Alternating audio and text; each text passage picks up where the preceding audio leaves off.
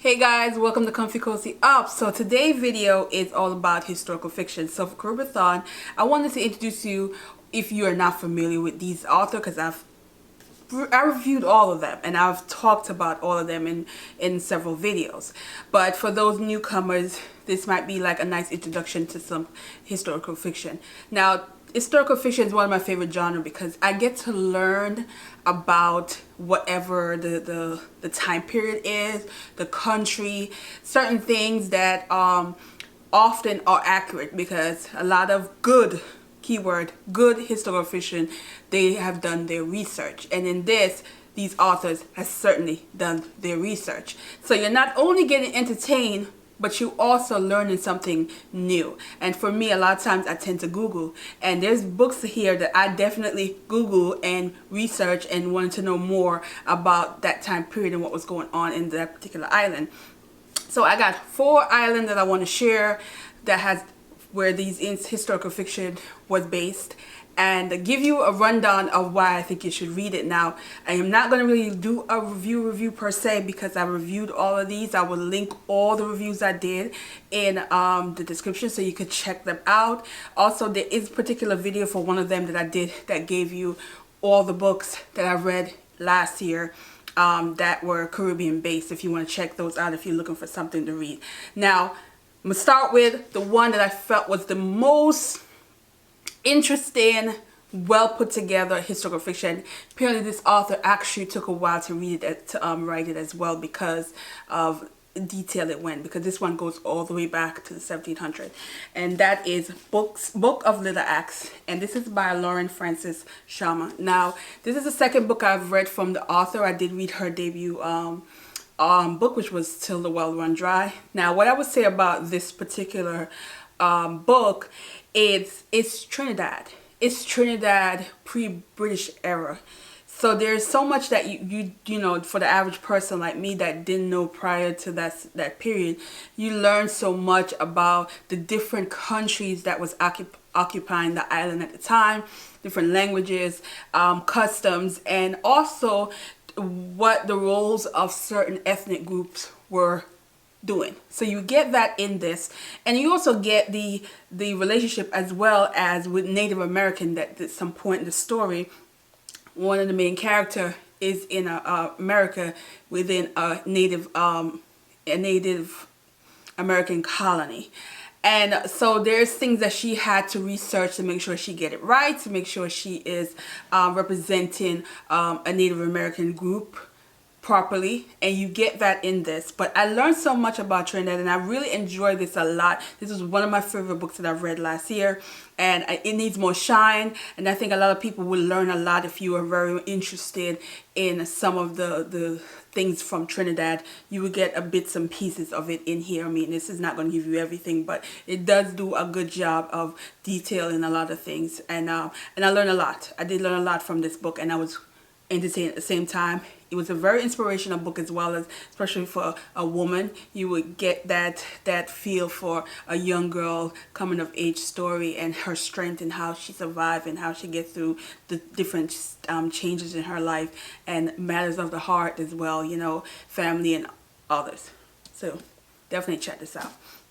Now, the next book is representing Puerto Rico, and this book stirred my emotion in so many ways, because again, women customs back then, and this is also pre-US era it started, and how US got the island. So that is A Taste of Sugar. It's from Maricel Vera, and this is a historical fiction that really gave me sorry about that. This was a historical fiction that really gave me the feel for the culture, the feel for the customs, even though a lot of what was happening I was not a fan of. I was very much, had moments where I was just so annoyed and pissed off at what was happening. But I can say for this, it was that interesting tale of that time period, and not only with family tradition, political issues, but then Mother Nature comes in, and you think of those islands that are always in the pathway of a hurricane. Survival, how they survive generation after generation, because this went way back as well, and you get all these different customs as things were happening. But I did learn a lot. I did understand the kind of relationship that Puerto Rico native Puerto Ricans feel, you know, when it comes to the U.S. You get a taste of that in there, but you will be entertained.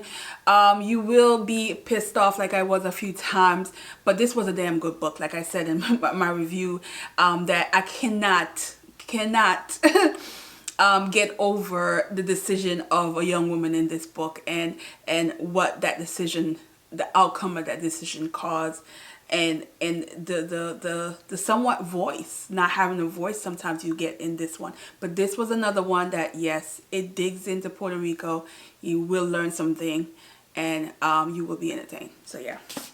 Then the next book is Barbados, and this one is totally different from the other because this is mystery. This has more of a mystery element, and this is The Girl with the Hazel Eye, and this is Callie Browning. This one was surprising that it gave that historical background. It didn't go as far as the other two, because the other two really went back to the the late 1700s. This one is the 90s, but early 90s in Barbados, pre-independent era, and I don't know a lot about that era, so for Barbados. So for me, I was really enjoying this because it's like digging into a little bit of the past for Barbados that I don't know of. And what is also interesting is the tales through a woman who's now older, and secrets of something that was like a whistleblower that stirred some political issue in Barbados. Now she wants to tell the tale of the whole story behind it, and so that entertainment element is there, that suspense is there, but at the same time you get in some bits and pieces of the island during that time that I thought was very entertaining, and I really enjoyed it. And you guys know I talked about this book several times before, so definitely add some Barbados. So then couldn't end it without talking about Jamaica, and the book that I felt that I was able to get a lot from colonial days. We're talking the roots of the Maroons, the Cruel Monty, like they love to say. Well, you know how that situation is. And that is The Book of Night Women by Marlon James.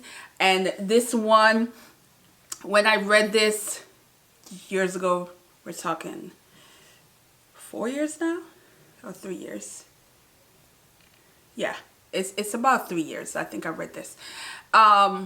This book gave me the whole feel of the Maroon, as far as Nanny the Maroon. I read this, I think that is a Jamaican hero there's a myth behind her. There's so much that's unknown. So there's always going to be some story a bit of it is inspired by her.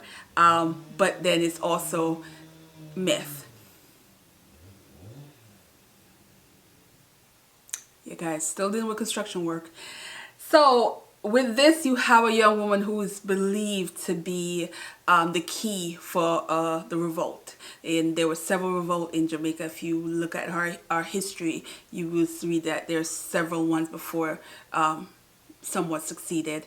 And there were several Maroon groups that were able to escape and be in the mountains and never been found. And this is why there's always that myth around Nanny, because they don't know. They just know she's an African woman that is believed to be from the Ashanti tribe. So that's where you get that. So this one, you do get, it is a gritty book. It is gritty because of the time period and what was going on. This has slavery involved. This has fighting. There's that bits and pieces of a character, how she is holding on to the good of her, but also have to do the unthinkable to survive and to save lives. So you get all of this in this. I did a review on this. This was my favorite book the year I read this. I want to believe this is 2018 I read this. I think this was 2018. This was my favorite book that year. Or is it the year before? Yeah, I don't know why I think it's important, but anyway, but this one really grabbed me, really made me realize what's an amazing author Marlon James is. This is still my favorite Marlon James book. I've read every one of his books. This is still my favorite. This was a book that really grabbed at my emotion. This is a book I was rooting for the characters. The book was also frustrated at times. This book also made me research things that within my own culture that I wasn't fully aware of, because I don't read a lot of history going that far back. It's just something I haven't done, and a lot of times I feel a bit what's the word, a little questionable of some of these historical writing because of who wrote them. So that's why I don't really dig in too much into that. But this one I really enjoy. I think he did an amazing job. If I don't know anybody that don't like this book, and if somebody watching this and don't like this book, you need to tell me why you don't like this book, besides the fact that it's heavy. But it's amazing. Definitely, if you're not going to read it for the readathon, you could definitely put it on your TBR, read it. It is a must. This is the book that he should be getting more shine for, and the other book versus, you know, which book that came out that everybody was running to get. No, this is when you know he's an amazing writer. Like, he can tell a story and get you in it the entire time. So yeah. So guys, those are the 4 that I want to talk about. Now, there are some other historical fiction that is more in the 90s, but these are the ones I really wanted to touch on because it goes beyond the 90s. Not sorry, 1900s.